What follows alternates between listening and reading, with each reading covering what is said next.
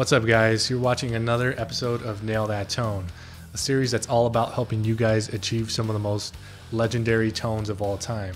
This is episode 5, and we're talking Metallica 1996 Load Era guitar tone. There's a lot of cool stuff to talk about, so let's get into it. Hey guys, so this week we're talking Metallica, and like I always like to do with the Nail That Tone series, I want to start with talking about finger tone. And since this week we're talking about James Hetfield, I really want to highlight James Hetfield's really tight rhythm playing, and I really want to talk about the importance of the palm muting and the downstrokes in his playing. Palm muting and downstrokes are a big part of the tone and the big part of the attitude when we think about James Hetfield and the way he plays rhythm guitar. So when we're really trying to replicate his tone, I think it's important to try to always kind of downstroke as much as possible and try to avoid alternate picking, especially when we have any kind of continuous downstrokes on that E string. I think it's important as guitar players to study and practice some of those classic Metallica riffs that have a lot of downstrokes, so we can really get our chops up and kind of understand the way James Hetfield likes to play rhythm guitar. So now we're talking about the gear that was used on the Load record, and the difficult answer here is that at the time Metallica was experimenting a lot with different amplifiers, different guitars, and really different sounds. So I think this is the era that Metallica kind of started to also experiment with different genres. From my research, it looks like they were using just a huge variety of different amps. Of course, we had the staples like the Marshall Mesa Boogie Mark II-C Plus. From my research, I was able to find old magazines and such that have articles about the gear that they used, and again, it lists a really big variety of different amps and guitars.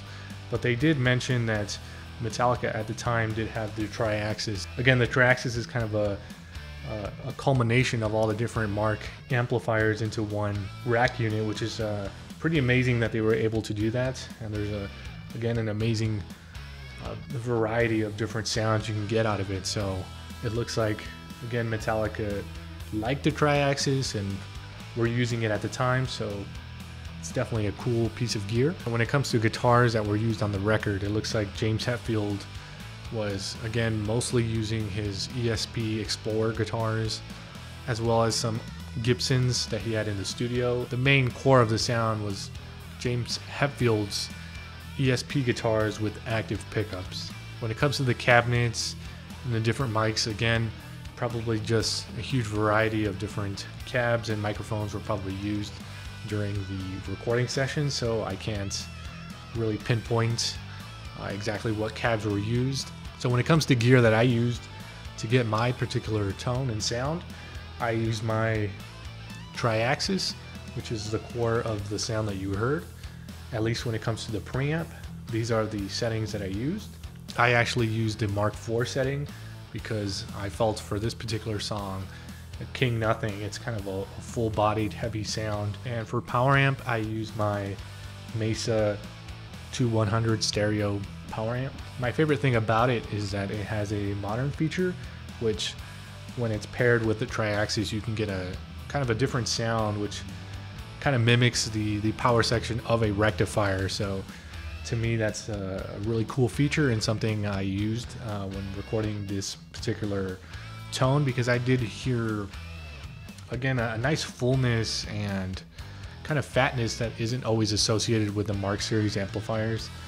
And I felt that using the rectifier power amp kind of helped kind of get a little bit of that Mark series sound, but also kind of get that recto sound, which is probably an amplifier that they were definitely experimenting with at the time. So when it comes to cabinets, I use my Marshall 4x12 1960 AV. I know Metallica has always been a big fan of Marshall cabinets and Marshall stuff and boogie stuff. For this particular video, I just kind of decided to use my Marshall. So it's got the V30s and pretty classic sound.